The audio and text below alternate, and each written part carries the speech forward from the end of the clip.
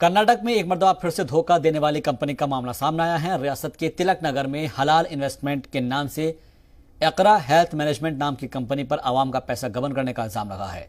यहां भी मामला लाख का नहीं बल्कि करोड़ों रुपए का है। 2017 से ही कंपनी लगातार लोगों को बेवकूफ बनाकर रुपए ले रही थी और लोगों को भरोसा दे रही थी कि महीने में लाख रुपए देने पर 5 से 6 हजार रुपए फायदा देंगे। कर्नाटक में इस्लामी सरमायाकारी के नाम पर, हलाल इन्वेस्टमेंट के नाम पर बहुत सारी कंपनियों ने आवाम को धोखा देने का काम किया है। इसी तरह की एक छोटी कंपनी का मामला अब सामने आया है जिसने 15 करोड़ का चूना लगाया है। इस कंपनी के ताल्लुक से, जिसका नाम इकरा हेल्थ मैनेजमेंट है, इसमें काफ़ी नौजवानों ने मेहनत की और इसका पर्दाफाश किया। इस ताल्लुक से बात करने के लिए दो नौजवान हमारे साथ मौजूद हैं। सब कर्नाटक में लगातार इस तरह की कंपनियों की धोखाधड़ी की खबरें सामने आ रही हैं। अब IMA के बाद में कई ऐसी कंपनियां हैं जो धोखा देती रही हैं लगातार और अब भी दे रही हैं। इकरा वेल्थ मैनेजमेंट का क्या मामला है?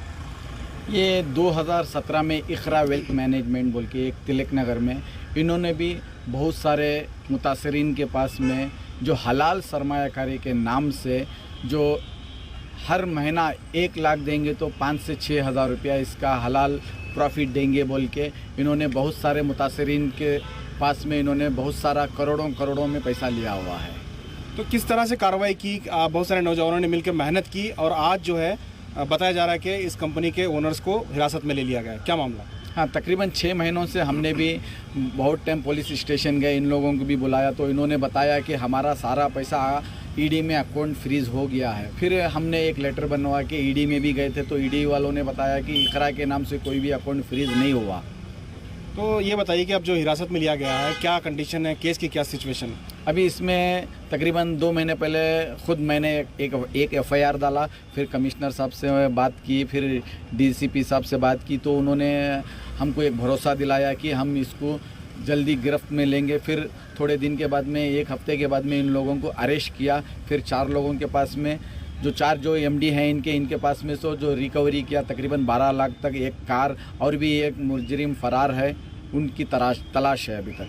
कितने लोग इसमें हिरासत में लिए गए हैं अभी, क्या नाम है? करीबन 4 लोग हैं फिलवक्त जो इस वक्त हिरासत में हैं। पहला तो अब्दुल नाजिम मेकरी, दूसरा अलीम मेकरी, तीसरा नईम मेकरी, चौथा हिदायतुल्लाह। जो फ़रार है उसका नाम इरफान बताया जा रहा है। वो भी एक शरिया स्टूडियो और तिजारा के नाम से जो है इसी तरह की एक कंपनी चला रहा है जहां इकरा वालों ने भी जो है इन्वेस्टमेंट किया हुआ है।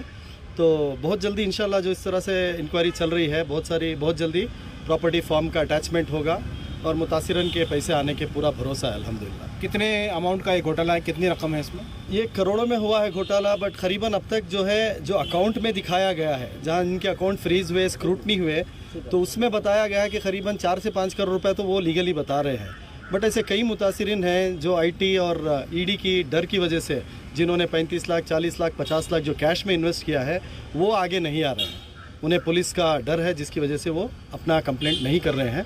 इंशाल्लाह उनको भी नोटिस गई है, जल्द से जल्द उनकी भी इंक्वायरी होगी और उनसे भी मामला पता चल जाएगा कि कितने करोड़ हुए हैं। इकरा वेल्थ मैनेजमेंट की तरह अब भी कई ऐसे कंपनियां हैं जो छुप कर काम कर रही हैं और पैसे ऐंठने का काम कर रही हैं।